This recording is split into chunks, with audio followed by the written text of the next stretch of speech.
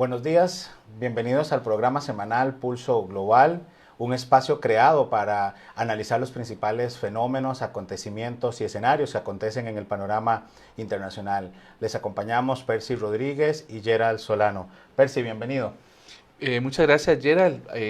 Estamos muy contentos de estar en esta nueva iniciativa, analizando el acontecer nacional, planteando una serie de análisis a los fenómenos de la sociedad global y bueno, en este nuevo proyecto que comienza en este año 2020.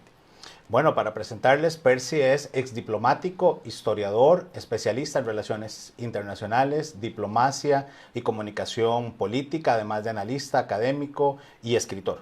Don Gerald es especialista en relaciones y comercio internacional, dirige proyectos de investigación en integración regional, es académico, consultor y analista. Bueno, para comentarles a ustedes que nos acompañan, queremos indicarles que el programa iniciará a partir de las 9 de la mañana todos los martes, en el cual dedicaremos algunos minutos a conocer acerca de un personaje de la historia, el cual estará relacionado con nuestro tema de fondo y de esta manera contextualizarnos y dar inicio a esa discusión y a ese compartir de pensamientos acerca del tema de fondo que escogeremos para cada uno de los martes. Seguidamente daremos un vistazo a los medios internacionales de forma tal que podamos llevarle el pulso a las principales noticias internacionales y de esta manera invitarlo a usted que nos acompaña a leer las noticias, analizarlas y dejarnos en nuestras redes sociales sus opiniones y sus comentarios. Y finalmente la mayor parte del programa estará dedicado a un tema de fondo en el cual tanto Percy como mi persona estaremos conversando acerca de lo que está sucediendo en el mundo y particularmente cuáles son las implicaciones que esto podría conllevar. Esta iniciativa surge precisamente de la necesidad de contar con este tipo de espacios que nos permitan conocer y entender lo que sucede en el mundo. Y para dar inicio, entonces, comenzaremos nuestro programa con la sección del personaje de la historia. Como Mark Bloch dijo, el objeto de la historia es esencialmente el ser humano, y por ello hoy hablaremos sobre un actor excepcional, Simón Bolívar. Bien, hoy hemos decidido hablar un poco sobre Simón Bolívar, dado que nuestro tema de fondo es Venezuela. Simón Bolívar ha sido utilizado muchísimas veces por diversos grupos en la historia, chavistas o no, como un personaje básicamente representativo de diversas ideologías. Y hoy lo que queremos hacer es estudiar el personaje, conocer qué tanta relación tiene y si está bien utilizado o no por diversas corrientes de pensamiento ideológica que se han dado a nivel de la historia. Permítanme comenzar con una historia de amor. Simón Bolívar es un joven aristócrata que se va a Europa a estudiar y conoce en Madrid al amor de su vida, a una madrileña que se llamaba Ana Teresa del Toro, con quien se casa unos años después. Ella es mayor que él, unos 3, 4 años. Recorren La Coruña, regresan a Caracas y en Caracas ella enferma de las calenturas, fiebre amarilla, y muere en 1803. Y ese es el detonante que hace que Simón Bolívar, después digamos de tener una vida de aristócrata, de alguna manera desconsolado viaja a París y en París se encuentra con un viejo tutor, un viejo maestro venezolano que está en ese país y él le propone que se una a la causa de las revoluciones americanas. Le empieza a hablar de la autodeterminación de los pueblos y de la necesidad de que de alguna manera Bolívar encauce su vida, ¿verdad? Que en ese momento está desolada por la pérdida del amor de su vida y pueda entrar a apoyar un poco y a difundir las ideas de la autodeterminación de los pueblos. Bolívar le jura a su maestro que lo hará. Regresa a Caracas, donde se une efectivamente a los movimientos que en ese momento están apenas empezando son incipientes, y en algún momento Bolívar lo que hace es que, mientras administra los negocios familiares, empieza a asistir a algunas reuniones, algunas reuniones, y hay un hecho que lo acelera todo, y es Napoleón Bonaparte. Cuando Napoleón empieza a presionar a los españoles, a la monarquía española, Carlos IV se ve obligado a abdicar en su hijo Fernando VII, y Fernando VII a su vez es obligado a abdicar en Napoleón, ¿verdad? La historia pues la conocemos mejor, porque es el tiempo en que los franceses, ¿verdad?, van a regir los destinos de España y de toda Hispanoamérica. Y tener a los franceses al frente de España hace que no solo en ese país, sino en todas las colonias españolas se produzca un fenómeno de levantamiento, de molestia, de creación de juntas regionales que comienzan ahora sí a hablar de la necesidad de una independencia. Se forman en Caracas dos grupos, uno con Bolívar al frente, que plantea la independencia total de España, y otro grupo que va a plantear que la realidad, el problema son los franceses y la necesidad de Napoleón y la necesidad de seguir leal a la corona española, a Fernando VII. Entonces, estos dos grupos van a empezar a pelear entre sí. El Cabildo de Caracas, en un acto muy interesante, firma un acta de la independencia. Curiosamente, en esa acta que se firma, se promulga la primera república venezolana. Los años siguientes para Bolívar representan ser enviado como diplomático a Londres, junto con Santander y otros personajes de la historia, y buscan la ayuda de Gran Bretaña para el reconocimiento de su independencia, siendo que son a su vez parte de una... siendo que Inglaterra en ese momento está apoyando a España. Bueno, yo no voy a alargar mucho esto, simplemente contar que Bolívar regresa a Caracas y se da cuenta de que los realistas, es decir, los seguidores por el rey, empiezan de nuevo a conquistar Caracas. Y la Primera República se acaba, vuelve a estar Venezuela dominada por los realistas. En otros países está sucediendo lo mismo, en otras colonias hay juntas que se están levantando.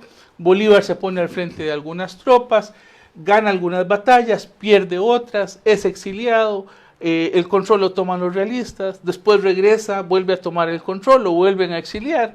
La independencia en esos países va a ser muy larga y muy dura. Bueno, finalmente, siendo ya presidente de la Gran Colombia y el sueño unionista, él convoca, para efectos de las relaciones internacionales, a un congreso en 1826, que es el Congreso de Panamá. Y él va a esbozar ahí la necesidad de crear una serie de ideas que en relaciones internacionales todavía estudiamos. Una de ellas va a ser la necesidad de una confederación para la alianza de la alianza defensiva. Él convoca a varios países. Por Centroamérica va don Pedro Molina, va una representación de México, de la Gran Colombia, que eran varios países en ese momento, y también de Perú. Al final, desgraciadamente, el sueño de Bolívar de crear una confederación, una gran confederación de alianza defensiva contra las colonias, pues no se logra.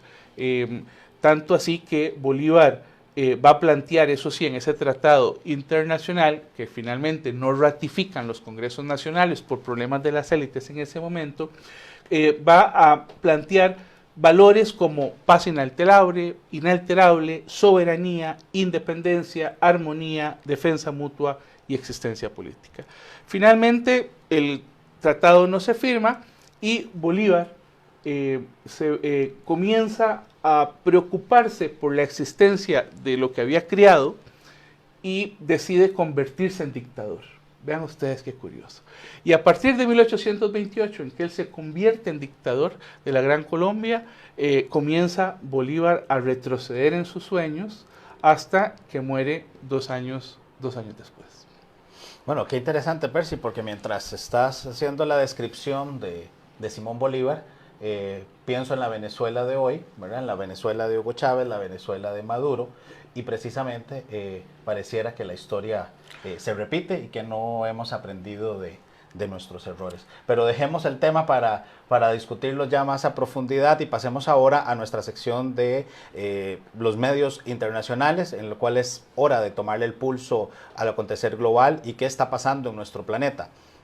Percy, ¿qué nos dicen los medios internacionales? Bueno, revisando el periódico El Comercio en Perú, nos habla sobre, en primera página, sobre los incendios en Australia. Dice millones de animales han resultado afectados. Es un problemático, el tema ambiental es un problema mundial y aproximadamente, según entiendo, hay alrededor de 4 millones de hectáreas ya quemadas en Australia. Es impresionante. Claro. Se habla de más de 480 millones de animales que han muerto. BBC Mundo nos invita a leer sobre Pedro Sánchez como noticia de última hora, que ha sido investido presidente de gobierno en España en una ajustada votación, lo cual desde ya hace meses hemos venido viendo a nivel de análisis internacional las dificultades que ha tenido el presidente Sánchez para conformar gobierno, ¿verdad? Y esto lleva a precisamente tener un nuevo espacio, y por supuesto que BBC Mundo también dedica un espacio a la noticia que nos tomó este fin de semana con respecto a Irán, ¿verdad? Y el funeral que se llevó a cabo hoy martes. Reuters nos dice, Bolton dice que está dispuesto a declarar en el proceso de destitución de Trump. Bueno, el juicio político no sabemos si va a continuar, probablemente los demócratas lo impulsen, pero en este momento Trump lo que está diciendo es que tiene mucha presión por lo que ha sucedido en Irán o lo que él decidió hacer en Irán, y que el juicio político debería suspenderse. O Globo en Brasil nos señala dentro de los titulares algunas relacionadas precisamente con, como decíamos, con el funeral del general Soleimani, pero también señala precisamente una noticia que tiene que ver con nuestro tema de fondo, y es que los países que han reconocido a presidente Juan Guaidó están condenando lo que sucedió el domingo en las elecciones del presidente de la Asamblea Nacional. El medio Le Monde de Francia nos dice que un socialdemócrata ha llegado a la presidencia de Croacia. El domingo hubo elecciones en una segunda vuelta muy ajustadas, con un 53% contra un 46%, pues gana Zoran Milanovic, es el nuevo presidente de Croacia, presidente electo. El New York Times nos señala dentro de varios temas cómo Boris Johnson tiene ahora 3 grandes retos. Uno, el Brexit, salir de la Unión Europea, el tema con Trump y la Unión Europea referente a las posibles sanciones por Irán, querer alejarse de los acuerdos nucleares, y por supuesto la situación tensa que se vive en el Medio Oriente. Bien, el Universal de México nos da una noticia que nos sorprende. Nos dice que García Luna negocia en Estados Unidos para evitar el juicio. Parece ser que García Luna, que había sido un exministro de Seguridad en México en el tiempo del gobierno de Calderón Sol, él plantea una negociación que la Fiscalía acepta, y le presentan a los jueces norteamericanos pues la posibilidad de que él se convierta en un testigo de la corona. Bueno, y gracias a ustedes que nos están acompañando en esta primera emisión del programa Pulso Global, y al ser las 9:14 de la mañana, ¿por qué no le tomamos el pulso al tema de Venezuela y iniciamos esta conversación? Pero les invitamos que nos dejen sus comentarios en nuestro Facebook, y así como aquellas noticias que para ustedes hoy a nivel internacional son de interés. Bueno, Percy, hablabas un poco sobre Simón Bolívar, sobre todo el proceso que se lleva, incluso hablabas de cómo habían 2 bandos, ¿verdad? Cómo habían 2 grupos, unos que intentaban mantenerse dentro de la estructura de ese status quo, y otro, ¿verdad?, que promovía la independencia de España. Y bueno, pensando hoy en la Venezuela de hoy, me recuerdo hace precisamente un año, cuando cuando la Asamblea Nacional elige a Juan Guaidó como presidente de la Asamblea y empieza a liderar un bando que empieza a decir que Maduro es un dictador, que Maduro tiene ¿verdad? Una estructura creada y hecha principalmente para mantenerse en el poder, y obviamente vemos a un grupo de chavistas que hablan sobre la construcción de ese gran ideal de Simón Bolívar que inicia en el 99 Hugo Chávez, y que, ¿verdad? En apariencia Nicolás Maduro es quien le da la continuidad. Y vemos el domingo unas elecciones que se las traen, ¿verdad? Parece que los dictadores de América, bueno, que los hemos tenido y muchos, en algún momento no aprenden, como bien lo dijiste vos, de la historia. Ha sido visto en las últimas 2 décadas como gobiernos que nacen de elecciones democráticas, como el de Chávez y luego el de Maduro, comienzan a ejercer una serie de prácticas represivas, una serie de prácticas en sus sistemas políticos que los van creando quizás ya no en dictadores, sino en autócratas, con una fuerte represión en un sistema político que así lo percibe y así lo ha percibido la comunidad internacional. Si nosotros pensamos en la Constitución de 1999, que se aprobó a través de un referéndum en Venezuela, la nueva Constitución plantea la creación de 5 poderes.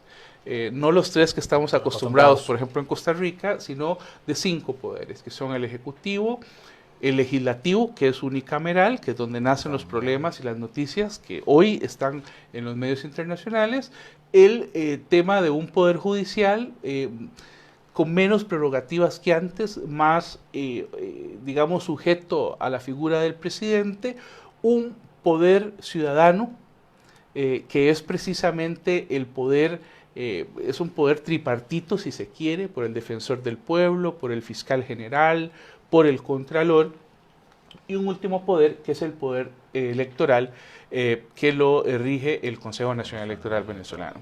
Pero estas figuras que nacen en la concepción chavista, como mecanismos de participación popular, igual que la gran cantidad de referéndums y plebiscitos que Chávez impulsó, nacen para generar una participación que Maduro posteriormente de alguna manera veta, porque rechaza, pone atrás los mecanismos de participación que había impulsado, con el agravante de que la fiscal general está en el exilio, de que los miembros del Consejo Nacional Electoral están en exilio, y que de alguna manera el Ejecutivo se adueñó del Legislativo, ¿verdad? Y se adueñó del Judicial, del Poder Ciudadano y del Poder Electoral. Por eso, los problemas que hemos tenido en este momento en el tema del legislativo, que es unicameral. Y ahora, hay algo, digamos, importante de señalar para quienes nos acompañan, es precisamente que el poder que ha venido consolidando, ¿verdad? Y cada vez tratando de mantener más el gobierno del presidente Maduro, es lo que la comunidad internacional le ha generado cuestionamientos, y le ha generado también un reconocimiento de más de un centenar, digamos, de países a Juan Guaidó, presidente, digamos, de la Asamblea. Si regresamos a enero del 2019, precisamente cuando el presidente de la Asamblea Nacional, Juan Guaidó, se autoproclama el presidente, lo cual estaba permitido en la constitución política bolivariana, esto nos lleva entonces precisamente a analizar cómo en Venezuela estamos encontrando un aparato institucional, y ahí creo que es uno de los puntos importantes de análisis y de comprender, porque no estamos viendo esa división tradicional de poderes en la democracia, ¿verdad? Hay cuestionamientos precisamente referentes a los jueces que han sido nombrados por el gobierno de Maduro. Estamos hablando de la asamblea fue declarada en desacato, ¿verdad? Y esto entonces trae unas implicaciones. Las decisiones que toma la Asamblea Nacional de Venezuela en términos legales pareciera que entonces no son válidas por la orden que da el tribunal. Sin embargo, el domingo vemos a un Maduro unos minutos después diciendo de que el proceso estuvo bien y le da el reconocimiento a Luis Parra. Lo que uno no entiende, ¿verdad? Porque Maduro ha jugado las dos posiciones. Ha reconocido la Asamblea Nacional cuando le conviene y no la ha reconocido cuando no. Cuando esta asamblea, la Asamblea Nacional venezolana, que es electa en el 2015 para el periodo a partir del 2016, esa asamblea es tomada por la oposición, es decir, la oposición gana la mayor parte de las curules.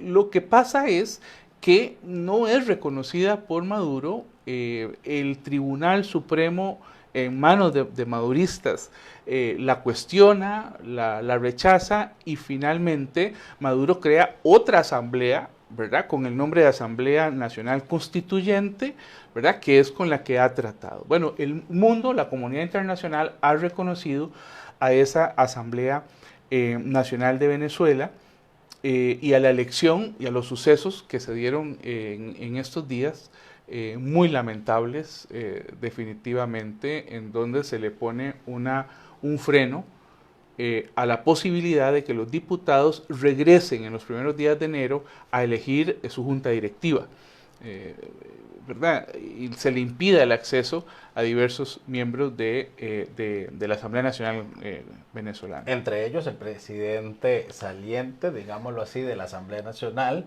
y presidente proclamado Juan Guaidó. Que era quien tenía que dirigir la votación, claro, la sesión. Claro. Exactamente. Y esto es un gran tema, ¿verdad? Que incluso, como han visto en varios temas nuestros colegas y nuestros amigos que nos acompañan, precisamente hay todo un movimiento y hay algunos cambios incluso en la logística. Decían algunos medios internacionales que tradicionalmente quienes se encargan de hacer las acreditaciones de prensa ha sido el Departamento de Prensa de la Asamblea Nacional, pero que en esta ocasión los responsables fueron los miembros del Ministerio de Comunicación e Información de afines obviamente a Maduro, y que cambiaron los lugares o los espacios donde tenían que retirar esas credenciales, lo cual también dificultaba los procesos de acceso. Y que interesantemente decían algunos otros medios, una vez que algunos asambleístas o diputados de la Asamblea ingresan a la Asamblea, ya los diputados chavistas ya se encontraban e incluso ya habían prácticamente tomado algunas decisiones. Pero ahí nos estamos encontrando con algunos elementos, digamos, importantes de análisis, Percy. Y aprovecho este espacio para agradecerles a quienes nos están acompañando, que tenemos varias personas acá del país, e incluso un saludo para Felipe, que nos acompaña desde Yucatán, México. Les agradecemos por su sintonía en esta primera emisión del programa Pulso Global. Y bueno, y como estábamos viendo acá un poco en las imágenes que tenemos atrás en la pantalla, precisamente la sesión del domingo en Venezuela resulta una situación, digamos, compleja. Y me llama, digamos, la atención precisamente algo que no sé cómo lo analizarás tal vez vos, Percy, pero es que Estados Unidos tenía un papel bastante protagónico, ¿verdad? Sabemos, se han congelado cuentas, se había cambiado la autorización de el manejo y acceso a esas cuentas de Maduro a Juan Guaidó como presidente a cargo. Hay un reconocimiento por varios países de América Latina, la Unión Europea, entre otros. Pero precisamente la situación del domingo sucede cuando Estados Unidos está haciendo una intervención o hace un bombardeo en Irán, y la atención del mundo en estos días y en medios internacionales, lo veíamos, se está centrando precisamente en Irán. Bueno, ¿qué tanto Estados Unidos va ahora con un nuevo foco de situación y un conflicto bastante, digamos, importante, darle el apoyo tan decidido y tan marcado como lo traíamos hasta la fecha? Pues estaríamos ante un cambio digamos, en la relación que se está viviendo en Venezuela, porque hoy amanecemos con dos presidentes, ¿verdad? Porque es importante ahí tal vez señalar que el Juan Guaidó y la oposición van y se reúnen en uno de los periódicos opositores, en las instalaciones de uno de los periódicos opositores a Maduro, y ahí se vuelve a reelegir, ¿verdad?, con la oposición, Juan Guaidó, y en este momento tenemos dos presidentes de Asamblea Nacional.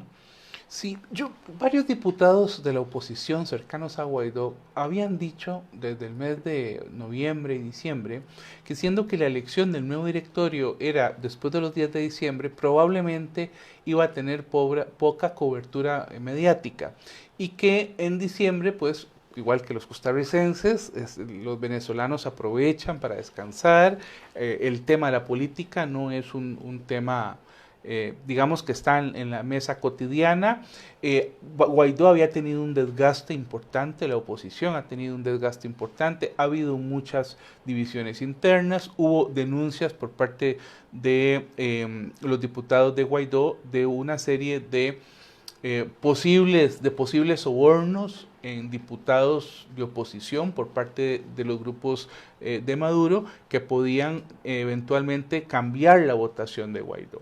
Bueno, lo que no nos imaginábamos era que Maduro mandara a sitiar la Asamblea Legislativa, que generara 5 tipos de retenes y que fueran militares los que estuvieran obstruyendo que los diputados de oposición pudieran ingresar.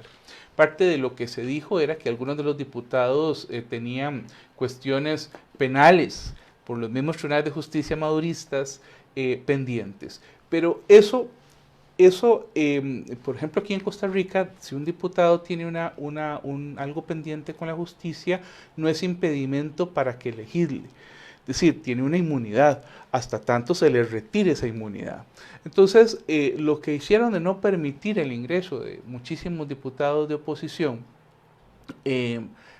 generó, por supuesto, la necesidad de, se generó 2 situaciones, evidentemente, que los chavistas eligieran a Luis Parra, un enemigo que se había retirado de la oposición con Guaidó, y por otra parte, algo que obligó a hacer, digamos, a la oposición, que fue irse a sesionar al periódico El Nacional, como lo permite la Constitución y los reglamentos. Yo tengo acá, Gerald, el Reglamento Interior y Debate de la Asamblea Nacional, que en su artículo 1 de carácter y sede dice: el Poder Legislativo Nacional se ejerce por el órgano de la Asamblea, su sede en la ciudad de Caracas, y se reunirá en el Salón de Sesiones del Palacio Federal Legislativo, pudiendo sesionar excepcionalmente en un lugar diferente o en otra ciudad de la República por acuerdo de la mayoría de los integrantes. Es decir, y que ahí es importante que la oposición es mayoría en la Asamblea 100 votos demostrados con los nombres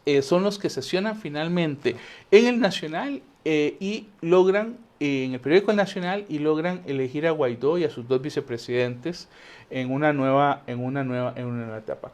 Y algo que a mí me llama la atención es que la comunidad internacional apoya la decisión de Guaidó.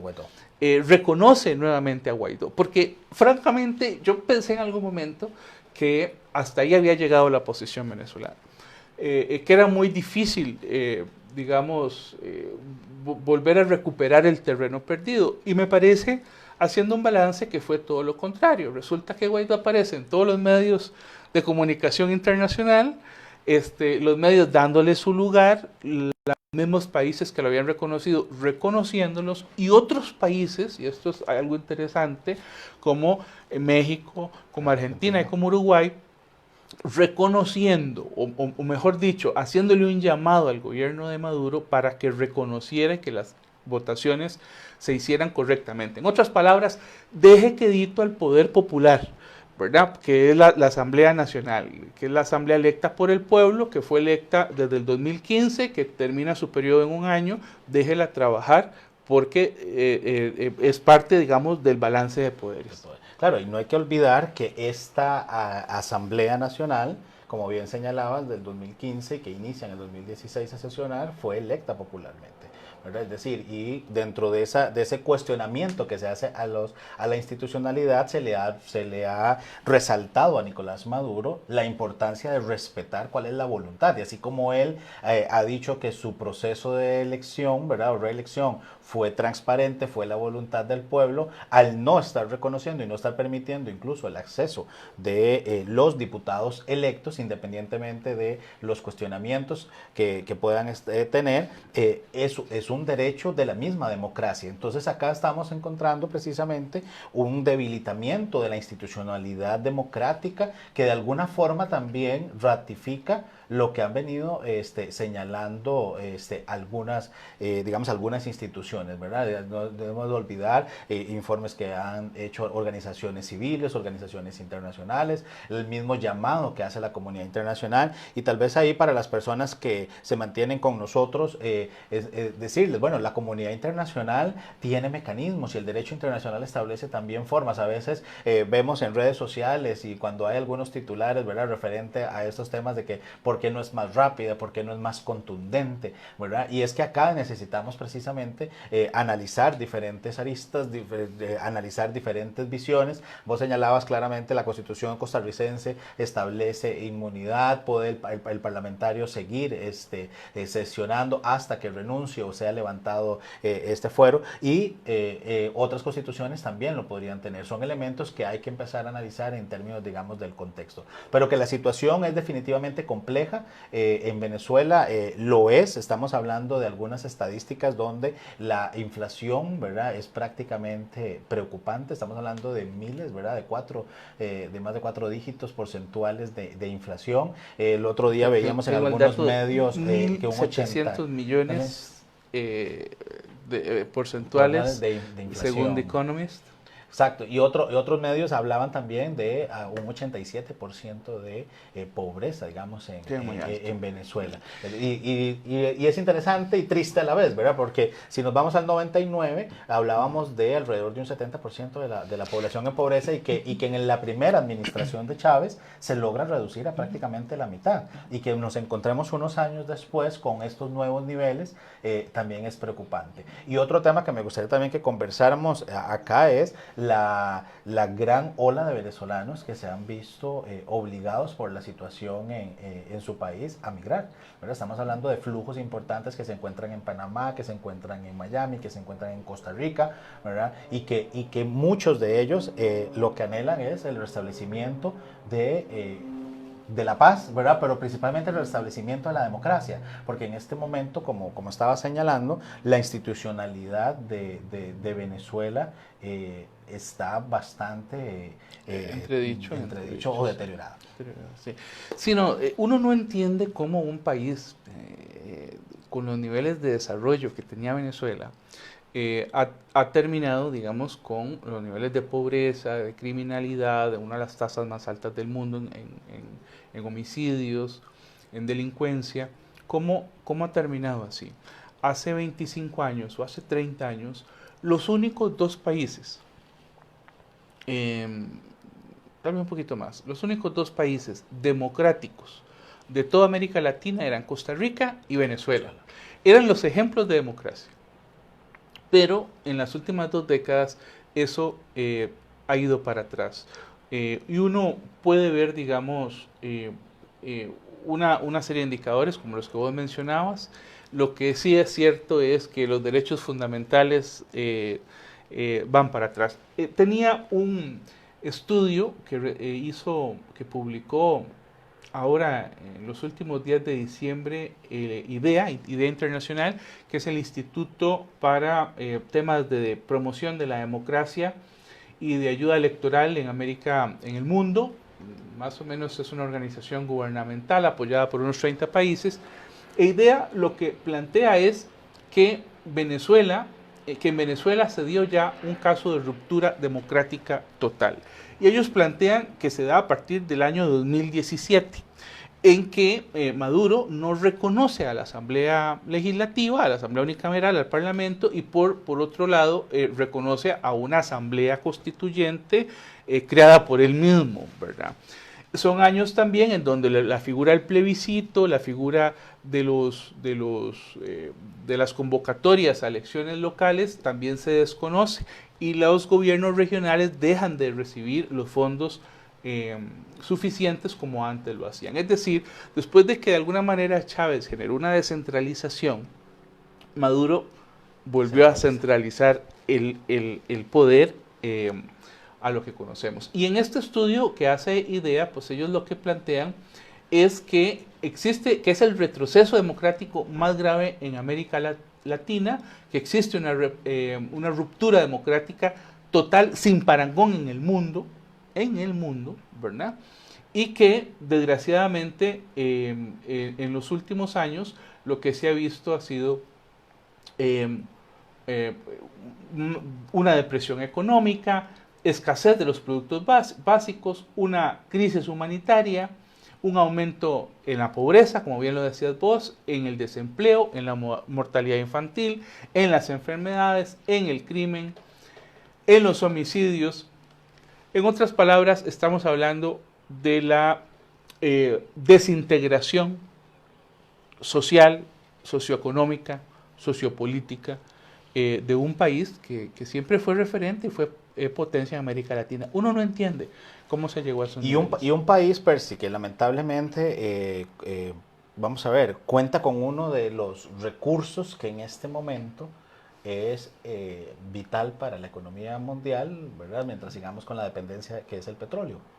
Y un país que en su mejor momento de apogeo, ¿verdad?, recibía más de $100 por barril, ¿verdad? Estamos hablando de millones de dólares que ingresaban a Venezuela, que pudieron haber sido invertidos realmente en políticas sociales, en mejora de infraestructura, en mejora de condiciones, etcétera, y que unos años después encontramos precisamente un deterioro en la calidad de vida y vamos a ver, ese impulso de obligarlos precisamente a tener que huir, ¿verdad? Revisaba ahorita algunos datos de la ACNUR y hablamos de más de 4 millones de venezolanos que se han ido moviendo, un crecimiento de un 475% de migrantes que tuvieron que verse forzados a huir digamos, de su país, y que esto al final tiene un impacto importante ya no solo en Venezuela, ¿verdad? Estamos hablando de profesionales, estamos hablando, ¿verdad?, de personas que fueron empresarias, que tenían, digamos, de alguna forma un rol importante en la reactivación de la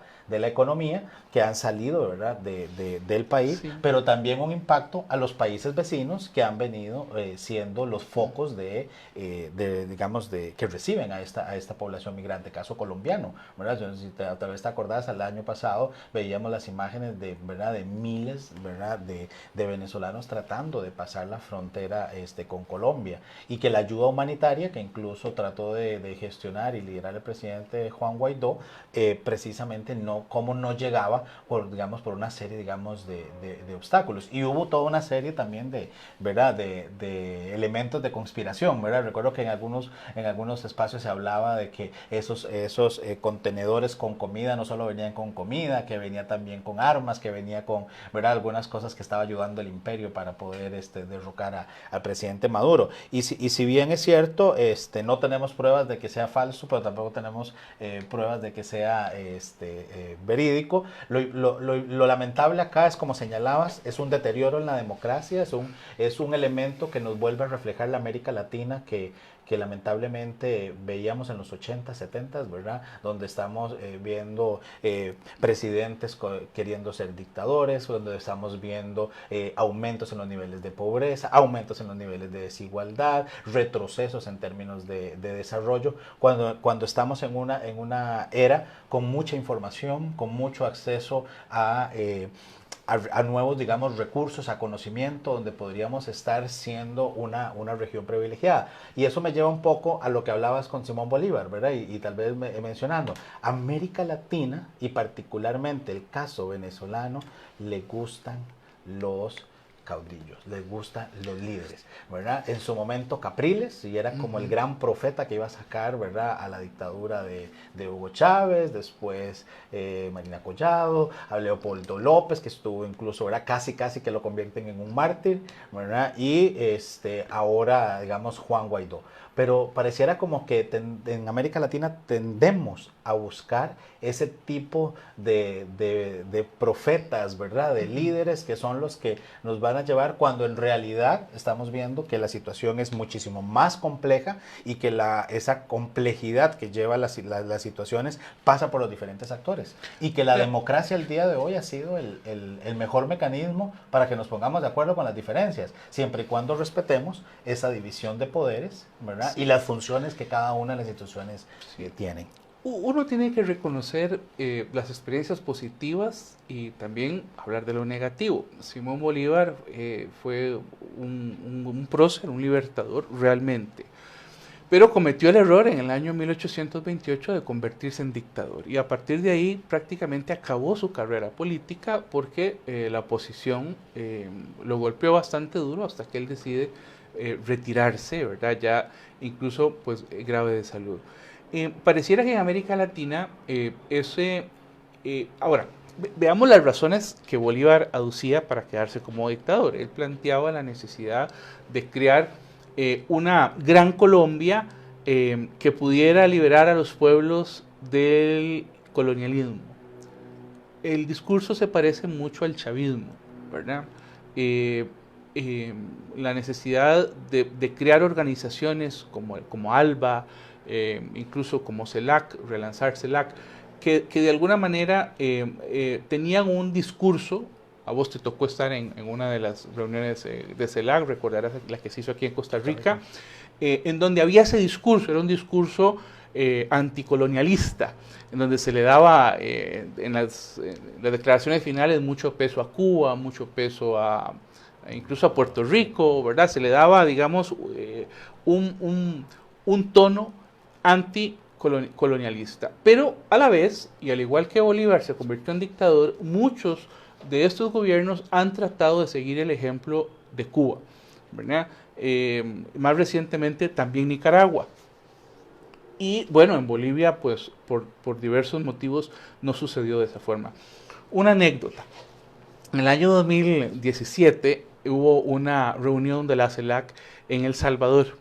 Me correspondió a mí acompañar a la delegación costarricense que se presentó en esa reunión. Era una reunión de cancilleres, en un momento en donde en Venezuela se comenzaban a ver los problemas de la, digamos, del deterioro democrático. En ese tiempo la canciller era Delcy Rodríguez. Ella llegó, se le veía un tono preocupado, se le veía un tono en su lenguaje corporal tenso, llevó unas filminas y empezó a poner unas fotografías. En las fotografías se veían a militares golpeados. Y entonces ella decía, no, es que los que estamos siendo atacados somos el gobierno, son nuestros militares, right? Presentaban los militares golpeados. Después presentaba a algunos civiles golpeados y decía, estos son personas que iban pasando por ahí, ellos no son de la oposición, son personas, bueno, que fueron golpeadas ahí en el tumulto. Bueno, pero es que también, y recuerdo que ya para ese momento algunos países, como Costa Rica, fueron muy fuertes reclamándole a Delcy Rodríguez, la canciller de Venezuela en ese momento, la necesidad de que abriera espacios democráticos y que dejaran la represión. La preocupación aquí siempre ha sido la represión, el cierre de medios de comunicación, el cierre de las libertades de expresión, de las libertades incluso electorales, porque cuántos peros se le puso a los partidos políticos para que se pudieran inscribir. Con la mayor parte de los candidatos y miembros de las cupas de los partidos políticos de oposición en la cárcel o que tenían que verse exiliados. Ve lo que está pasando hoy. Anoche, alguna diputada de oposición, estaban reunidos los diputados de oposición en un hotel donde durmieron para no tener los problemas que han tenido en estos días, y contaban cómo durante toda la noche los han estado hostigando. Lo primero que decían era que llegaban, les tocaban la puerta y les decían, mire, esta es la habitación de fulano de tal. Sí, es la habitación de fulano. Ah, ok, muy bien. Pero eso lo hacían cada 2 horas. Y de un momento a otro sonaron las alarmas, sacaron a todo el mundo porque había estado ahí la guardia que tiene que ver con explosivos. Y después tenían 40, 50 patrullas, una cantidad infinita de motocicletas, y al final de todo esto, en la noche, los estaban evacuando del hotel. Entonces, son formas de presión del régimen sobre diputados muy valientes que han tenido que ir a sesionar y que hoy tenían que ir a sesionar en condiciones hostiles. Porque como bien lo decías vos, Gerald, al principio, a 2 parlamentos, 2 presidentes. El presidente Luis Parra probablemente va a contar con la fuerza de Maduro para no permitir el acceso de Guaidó y sus diputados. Bueno, y Percy, y te interrumpo, están informando, digamos, en medios internacionales que Juan Guaidó logró ingresar a la Asamblea Nacional junto con sus 100 diputados y están sesionando, y que Juan Guaidó le informa a los medios internacionales que no es el Parlamento lo que está en juego, es el país, es la República, y se encuentran en este momento sesionando. E incluso un nombre que para algunos es conocido, Henry Ramos Ayub, hace unos 20 minutos decía que el diputado Perfecto. Parra sabe el tamaño de la fechoría que estaba cometiendo, ¿verdad? Es decir, la situación es bastante compleja. Otros medios están señalando que Diosdado incluso ha hecho ya declaraciones contra Argentina y México, que era lo que estabas Sí, señalando. sí.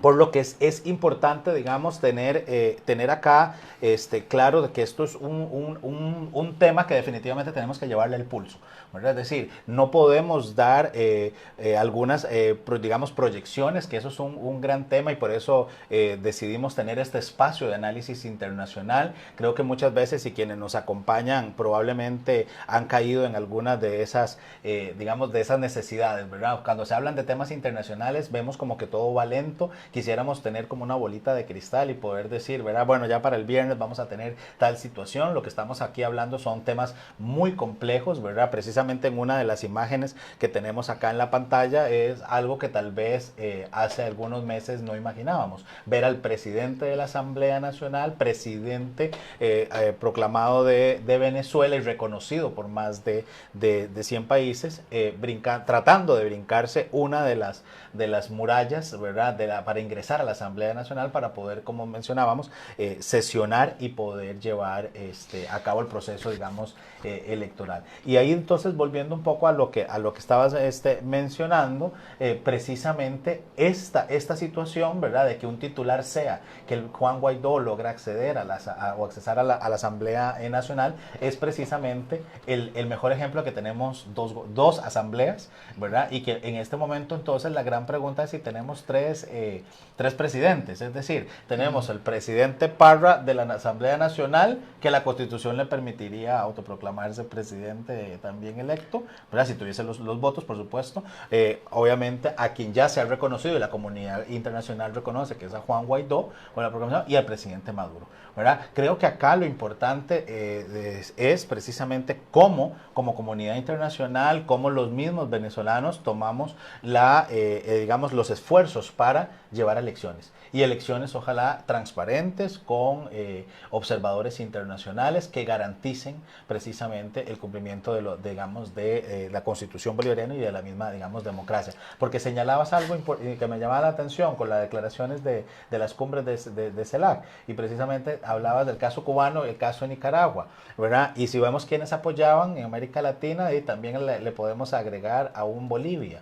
Pero estamos hablando de países que en este momento están enfrentando situaciones también complejas. Caso de Evo Morales con las elecciones en Bolivia, toda la crisis que ha estado pasando en Nicaragua, Venezuela, ¿verdad? Y podríamos seguir, ¿verdad? Porque esto no es un tema solo de izquierdas. También tenemos situaciones complejas en Brasil, tenemos situaciones complejas en Colombia, temas que estaremos analizando acá en Pulso Global más adelante. Ahora, ayer Maduro había reconocido a Luis Parra como presidente de la Asamblea. Vamos a ver si la noticia que está llegando en este momento de que Guaidó ingresa a la Asamblea Nacional de Venezuela, bueno, vamos a ver si lo dejan sesionar como presidente. Puede ser que lo dejen ingresar, ¿verdad? Y que dejen ingresar a los diputados. El tema es si les permitirán dirigir la sesión, que eso es lo que la noticia no nos aclara.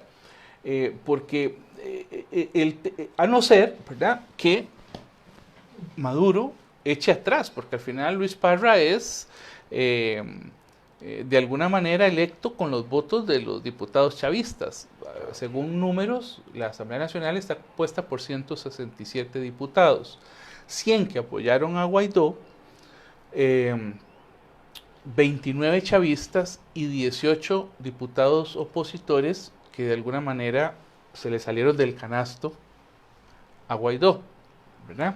Percy, bueno, acá en la transmisión que está haciendo Infobae en vivo desde TV en Venezuela, Juan Guaidó sí sesionó y fue juramentado dentro de la Asamblea Nacional. En ese momento se encuentra saliendo y dice que Juan Guaidó queda juramentado como presidente del Parlamento Maravilloso, bueno, muy venezolano, ¿verdad? Es decir, estamos analizando, y creo que aquí es algo también importante para quienes nos acompañan, que lo mencionamos al inicio.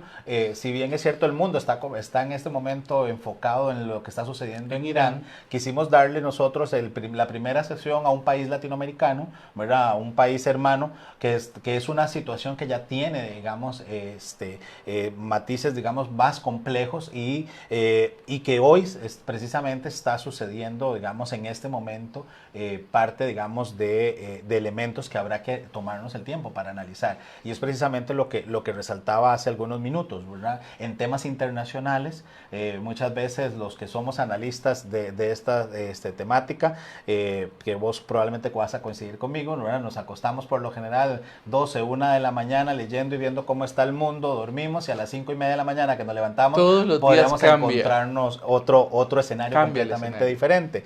Y esto hace que definitivamente tengamos que llevarle el pulso, ¿verdad? Pero entonces esto lo que significa de ser así, es que Maduro comprendió, más allá de los epítetos que su gente dio contra Argentina y contra México y contra Uruguay, entendió al final que lo que se le estaba diciendo era que respetara.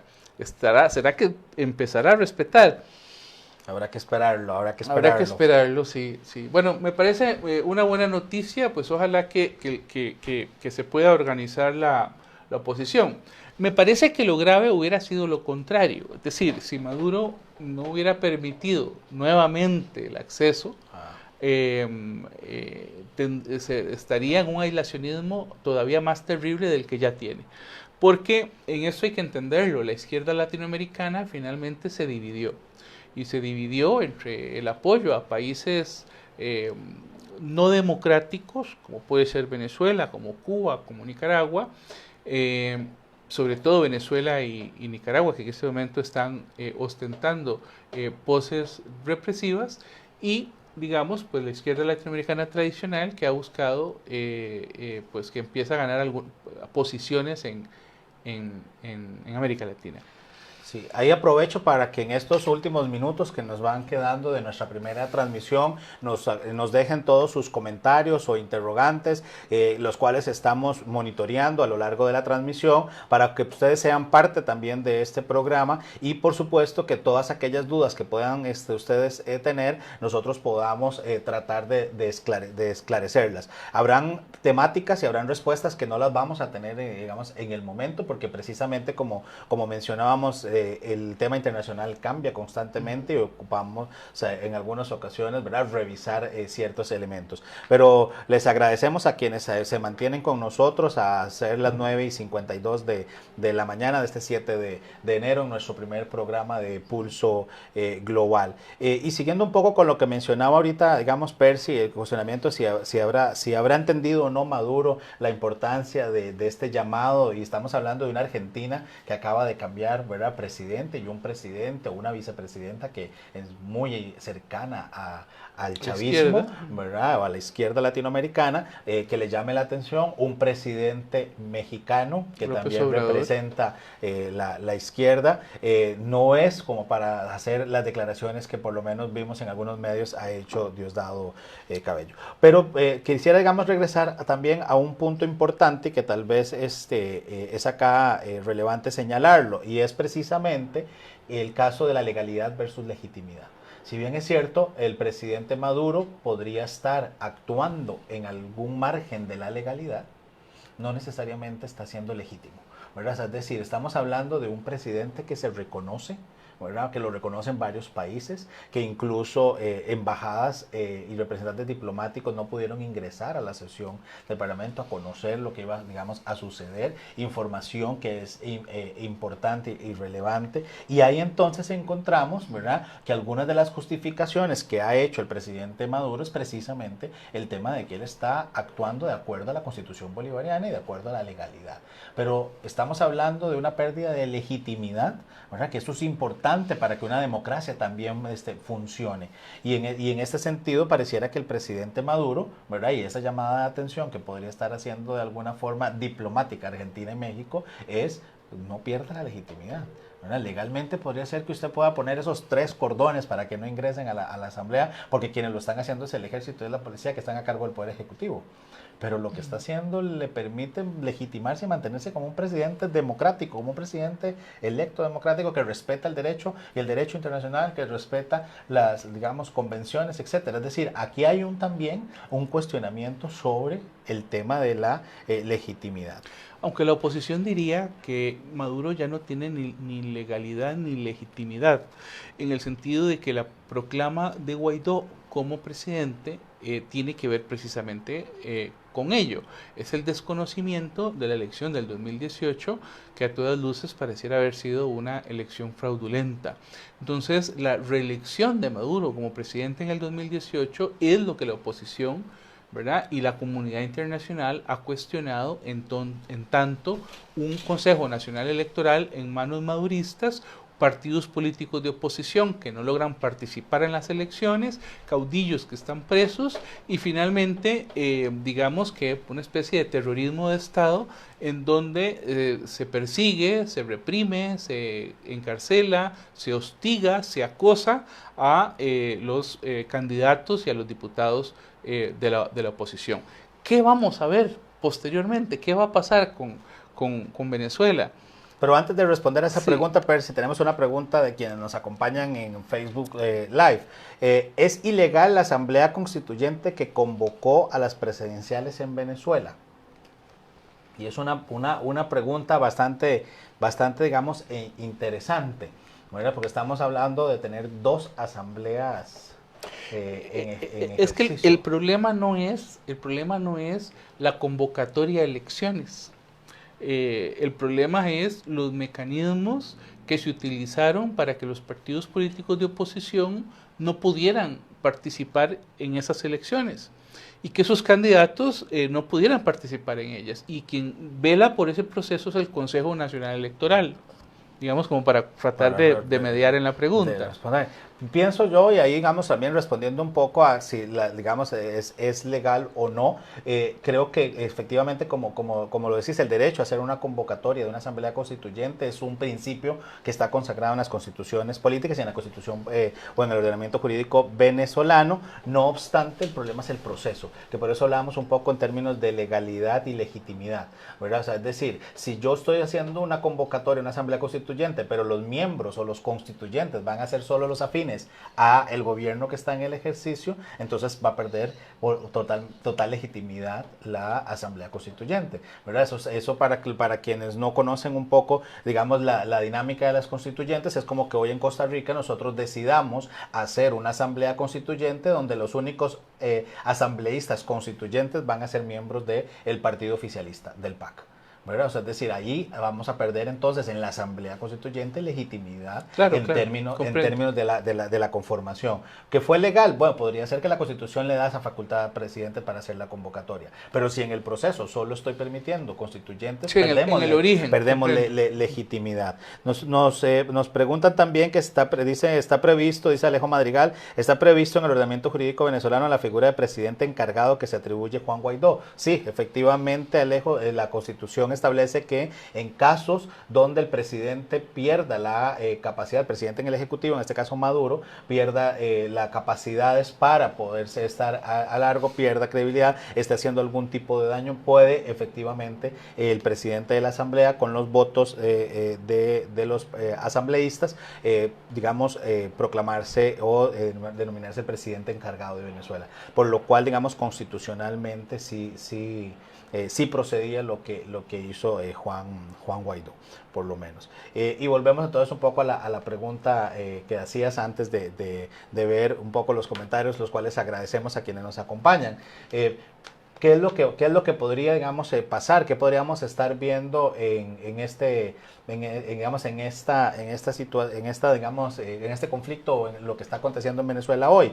Y creo que por lo menos en lo que nos queda un minuto prácticamente de programa, creo que en 30 segundos podríamos decir que efectivamente lo que viene es una situación, digamos, compleja, ¿verdad? Tenemos que esperar la reacción del presidente Maduro a este acceso que tuvo Juan Guaidó a la Asamblea Nacional, y al ser, digamos, juramentado nuevamente como presidente de la Asamblea, la reacción, digamos, de los países. Costa Rica señalaba, después de la elección de ayer, señalaba que sigue reconociendo a Juan Guaidó como el presidente encargado de Venezuela, y así lo han hecho varios de los países que ya habían dado ese reconocimiento, por lo que creo que la situación seguirá, digamos, bastante tensa. Sí, yo siento que al final se vio favorecida la oposición, que en los últimos meses estaba muy calladita, con crisis internas, muy dividida, perseguida también, pero que me parece que le vuelve a dar aire a la oposición. Vamos a ver qué pasa en estos días. Lo otro es que yo siento que vamos a seguir viendo a un Maduro aferrado al poder, ¿verdad? Rodeado y apoyado por los grupos militares. Y uno aquí se pregunta por qué no ha sucedido lo que pasó, por ejemplo, en Bolivia, ¿verdad? Que pues hubo un golpe de los militares ante un fraude, golpe al fin y al cabo, fraude al fin y al cabo, ¿verdad? Pero en el caso de Venezuela, cuando se ha esperado esa opción, no se ha dado. Y uno se pregunta ¿por qué? Y tiene que ver con una reforma constitucional que en algún momento hizo Chávez, y que tenía que trataba sobre que el presidente podía conceder los ascensos militares. Entonces lo que Chávez hizo, y Maduro lo continuó, fue poner a los militares, elevar al rango de general a 2.000 soldados cercanos al partido chavista. Entonces Chávez los pone, estamos hablando de 2.000 generales. Bueno, ¿cómo das un golpe de Estado en un país en donde tenés 2.000 generales? ¿Cómo pones de acuerdo a 5? Claro. ¿Y esos 5 son suficientes para un golpe de Estado? No. ¿Verdad? Entonces, la jugada, digamos, de dividir, de atomizar el poder en las Fuerzas Armadas también ha permitido la longevidad, digamos, del régimen y la organización, entre comillas, de estas elecciones en las cuales se reeligen. Lo otro es que vamos a ver más migración y vamos a ver más problemas humanitarios y vamos a ver más aislamiento. Yo creo que el régimen está aislado. Son muy pocos los gobiernos del mundo que lo apoyan. China, Rusia, Irán. Alguno de ellos. Bueno, pero sí, definitivamente el tiempo se nos hace corto para hablar de tantos temas y tantas aristas, pero bueno, de esta forma hemos llegado al final de nuestro primer programa de esta iniciativa llamada Pulso Global, el cual, como decíamos al inicio, es un espacio para analizar los acontecimientos, los principales fenómenos y los escenarios que suceden en el panorama internacional. Agradecemos a nuestros patrocinadores, InRed Consulting y Ace Candy Group, por su apoyo para que este espacio pues sea una realidad. Les agradecemos a todos por acompañarnos en esta nueva iniciativa, en este nuevo programa. Y agradecemos a Gabriela Navarro, que nos ayuda en controles y en cámaras y en la producción de este espacio. Y les recordamos a todos ustedes nuestras transmisiones en Facebook Live los días martes a las 9 de la mañana. Nos vemos la próxima semana. Que pasen bien. Que pasen bien.